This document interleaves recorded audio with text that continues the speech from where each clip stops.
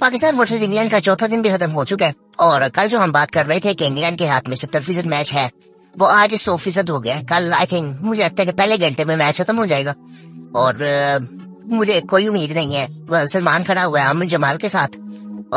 I don't think so कि कुछ हो सकता है कि हम ड्रॉ की तरफ जाए। पूरा दिन है कल अभी ड्रॉ करने के लिए, मुझे नहीं लगता ऐसा कुछ होगा।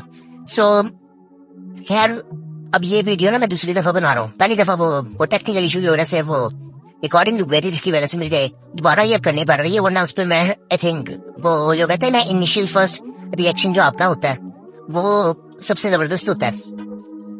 सो बट ये आई थिंक मुझे नहीं समझ आ रही मैं क्या बात करूं। मुझे लगता है कि हमारा वो फिटनेस लेवल, हमारा मेंटली एंड फिजिकली हम कंपेटेबल ही नहीं है कि हम इस लेवल पे आके क्रिकेट खेल सके। बड़ी सीधी सी बात है।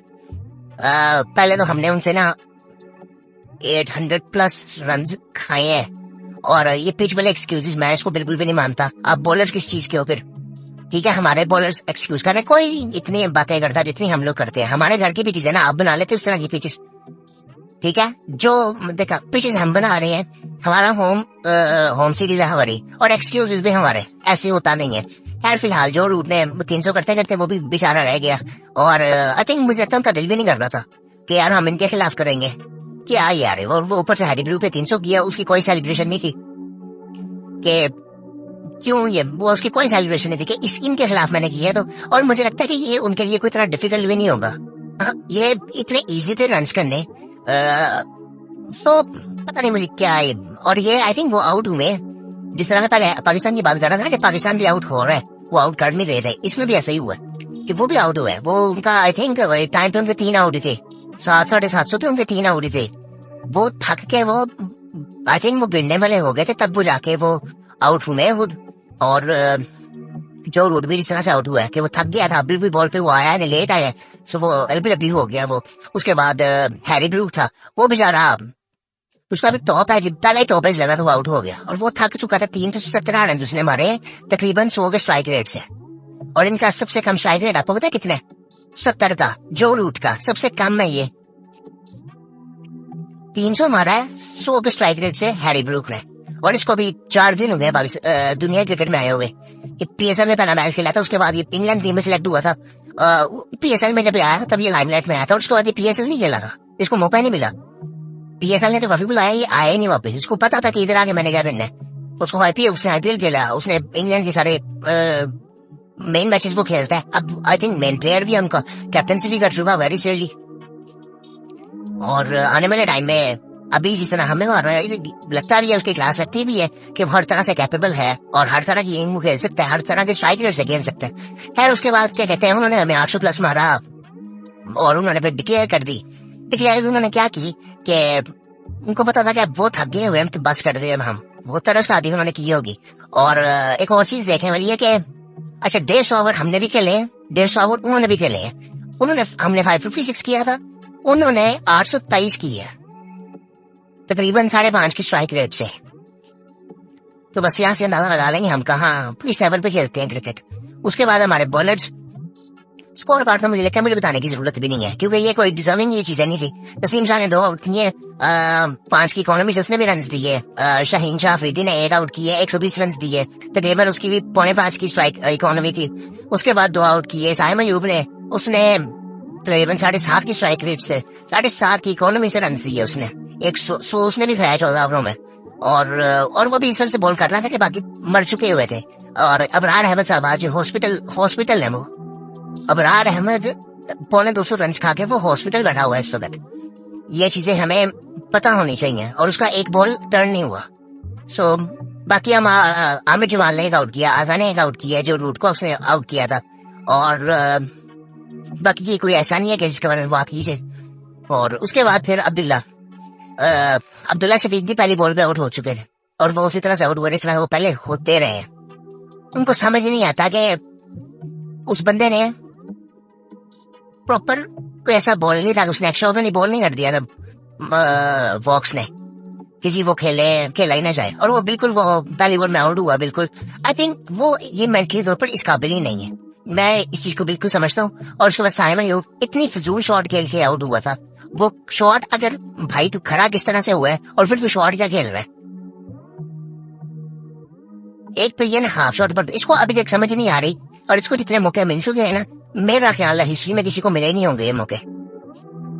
ये लोग जो बातें करते हैं ना वो भी सही करते हैं टीवी पे कि यार इनको इतने मौके किस खुशियों में मिल रहे हैं। बहुत ऐसे प्लेयर्स हैं जो बाहर बैठे हुए हैं ऐसे, वो टैलेंट की बेस पे। मैं ना इस चीज को मैं बाय नहीं कर सकता कि जी टैलेंट है तो आप हर चीज आप पे जायज है। सो आई थिंक बड़ी सीरियसली ना अब ये प्लेयर्स का खुद सोचना चाहिए कि हम इस काबिल है ही नहीं और हम खुद साइड पे हो जाए।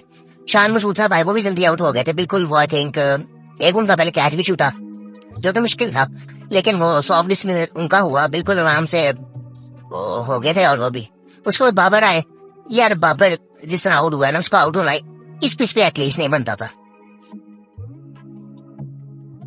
बाबर को आई थिंक वो जिस तरह से मुझे उसका कॉन्फिडेंस लेवल लो लगता है ना, उसको अभी क्रिकेट से थोड़ा सा ना रेस्ट लेना चाहिए खुद।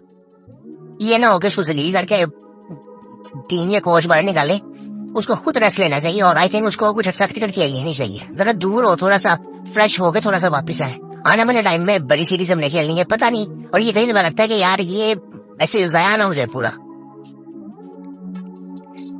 सो आई थिंक दुखी होता है इसको देख के ऐसे। बस इसको आई थिंक थोड़ा सा साइड पे हो जाना चाहिए कि अब टीम अभी ये टीम का नुकसान हो रहा है इसकी वजह से। तो आई थिंक इसको थोड़ा सा रेस्ट लेने चला जाना चाहिए। सऊद शकील आया, उसने 29 पिछली इनिंग में जिस तरह से रोकी जा रहा था बोलने, जो कि रोकने वाला टाइम ही नहीं था वो। और यहाँ पे आके जब जरूरत थी उस चीज की तो 29 करके भी आउट हुए और स्पिनर ने इनको आउट किया, जिसके बारे में कहा जाता है कि स्पिनर बहुत अच्छा खेलते हैं। उसके बाद मोहम्मद रिजवान साहब वो भी 10 रन करके आउट हो गए थे। उनको भी बॉल किया गया था और वो सिर्फ एक क्रैक पे बॉल लगा, इतना नहीं कुछ हुआ कि आप उसको खेल ही ना सको उस बॉल को, ऐसा कुछ नहीं। ये सिर्फ वो चीज थी कि वो फिटनेस लेवल वो नहीं था, अब बहुत ज्यादा थक चुके थे। ये ना उल्टी चीज हम पे पड़ गई है कि हम उनको पहले बॉलिंग देंगे और उनको हम 2 दिन तक आएंगे, फिर हम उनको बैटिंग पे लेके आएंगे और फिर वो आउट होते जाएंगे। ये उल्टा हमारे साथ हुआ है, ठीक है। उन्होंने भी 2 दिन बैटिंग की, हमने भी 2 दिन बैटिंग की। उन्होंने पहली इनिंग में उतनी लीड ले ली कि जो हमसे होगी नहीं अब। उसके बाद जी सलमान आगा साहब वो भी खड़े हैं 41 पे आमिर जमाल के साथ। वो भी मेरे ख्याल से 2-3 उसके भी कैच छूटे हैं मेरे ख्याल से आमिर जमाल के। और ये आखिरी विकेट है, इसके बाद शाहीन जाफरीदी ने आना है। और कल आई थिंक ये पहले घंटे में मैच खत्म हो जाना है। कोई ऐसी उम्मीद मुझे लगता है कि ऐसी कोई उम्मीद भी नहीं होनी चाहिए। और दूसरी ये चीज के ये ऐसा होना भी नहीं चाहिए कि कल ये मैच पूरा दिन खेल के बचा ले। उसकी सबसे बड़ी वजह यह है कि आपको समझ नहीं आ रही कि आप कितनी गलत, क्या मैं कहूँ यार, इन पे आपके फैसले कितने फजूल से हैं। पिचेस के एक्सक्यूजेस हम नहीं दे सकते। मैं आपको एक बड़ी सिंपल सी बात बता रहा हूँ। बिल्कुल वो आप पत्थर में भी खेलो ना तो उसमें भी बॉल ब्रेक करता है। पत्थर में भी आप अगर खेलो तो उसमें भी बॉल ब्रेक करता है। सो ये यहाँ पे एक्सक्यूजेस ही फजूल से है, ठीक है। और मैं दूसरी एक आपको चीज बताता हूँ जो हमारे यहाँ पे पहले होता था, आज नहीं है। जो जनरली दुनिया के इस वक्त फास्ट बॉलर आया ना, वो ना बॉल को ना पिच पे मारते हैं जोर से। वो बॉलर जैसे है, हमारे आगे करने की चक्कर में ना उनका बॉल जोर से पिच पे लगता ही नहीं है कि वो रिस्पॉन्स जो पिच से मिलना होता है ना वो मिले। ये मसला है असल में। ये जो पिच पे इन्होंने छोड़ा हुआ ना कि पिच कुछ कर नहीं रहा हमारे साथ, वो आपके साथ नहीं, आपसे कुछ हो नहीं रहा असल में।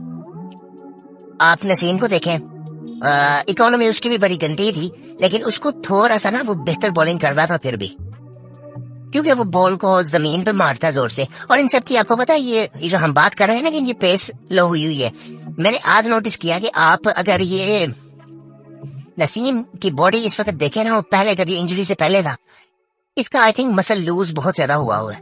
ये वेट नहीं था, इसने मसल बहुत ज्यादा लूज कर लिया अपना, कि इसकी वजह से वो पेस अभी वापस नहीं आ रही। रिदम में तो लग रहा है लेकिन वो पेस नहीं है उसकी, उस वजह से। शाहीन का भी ये मसला हो सकता है कि शायद अब उसका रिदम नजर आया लेकिन वो पेस उसकी उस लेवल पे नजर नहीं आई।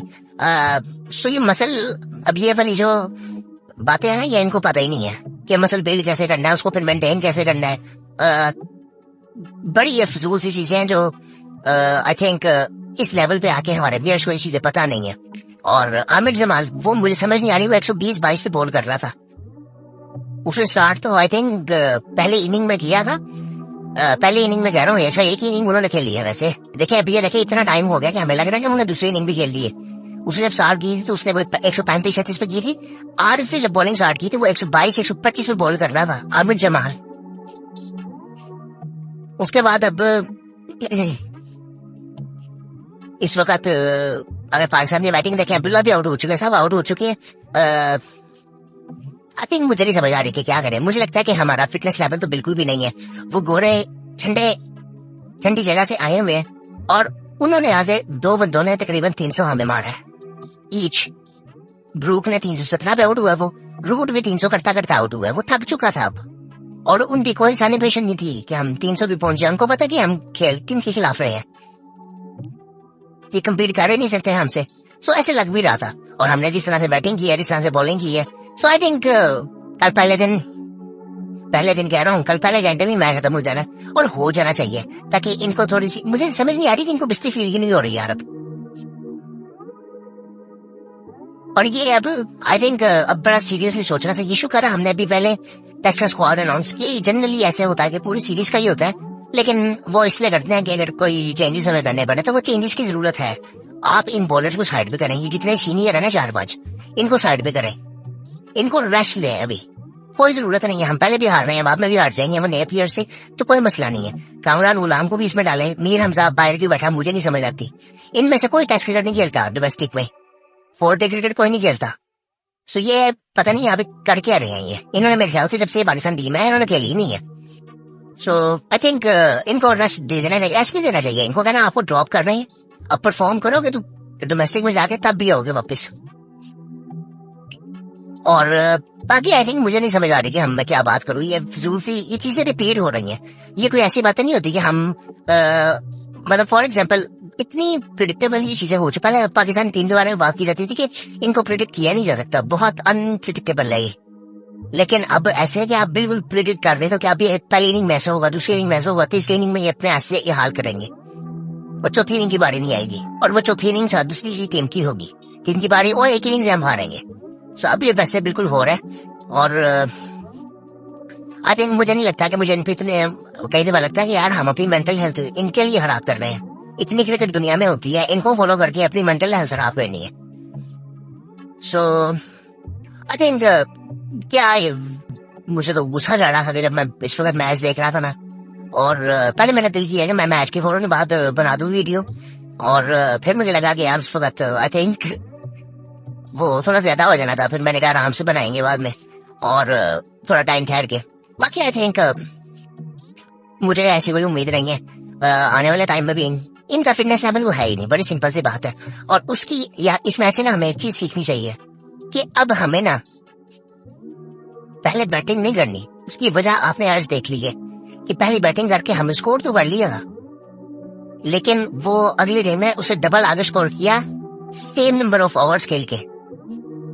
ठीक है ना, तो ये तो आपको बात समझ आनी चाहिए कि आप इस कैपेबल ही नहीं है कि आप पहले 550 करके बाद में डिफेंड उसको कर सके।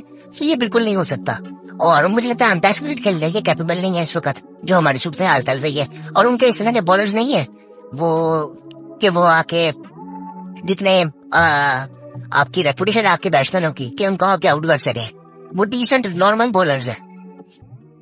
वो भी मैं कहूंगा कोई इतनी ज्यादा पेस नहीं है, जो 30-35 वाले बॉलर्स है। लेकिन आप इतने कैपेबल भी नहीं है कि आप फ्रीज कर सके। हम फिजिकल फिटनेस हमारी बिल्कुल भी नहीं है, मेंटली तौर पर हम बिल्कुल रेडी नहीं है। उनके आगे 550 था, वो सुकून से खड़े हुए थे, उन्होंने बड़े आराम से किया। मैं कहूंगा उन्होंने बड़े आराम से खेलिया। उन्होंने मेरे ख्याल से 2-3 छक्के लगाए बस पूरी इनिंग में। पूरी इनिंग में इंग्लैंड के 2 से 3 छक्के थे बस, और उन्होंने कितने आराम से अभी खेला है। सो आई थिंक बस इतनी बड़ी से बात करने वाली नहीं है, और चेंजेस की जरूरत बड़ी सीरियसली है। बाबर को मुझे लगता है वो रेस्ट ले लेने लगी है, ये बहुत ज्यादा हो चुका है। और अगले मैच में एक बड़ी इंपॉर्टेंट बात थी कि वो नासिर हुसैन साहब भी आज कह रहे थे, मेरे से में भी उसको बताया कि यार अभी जब अगला मैच शुरू होगा तो उसमें भी यही हाल होगा अगर पिच का कोई इशू है तो। मैं वैसे ना इशू समझता नहीं हूँ कि बॉलर किस काम के, मुझे वैसे एक्सक्यूज ही एक तरह से लगता है।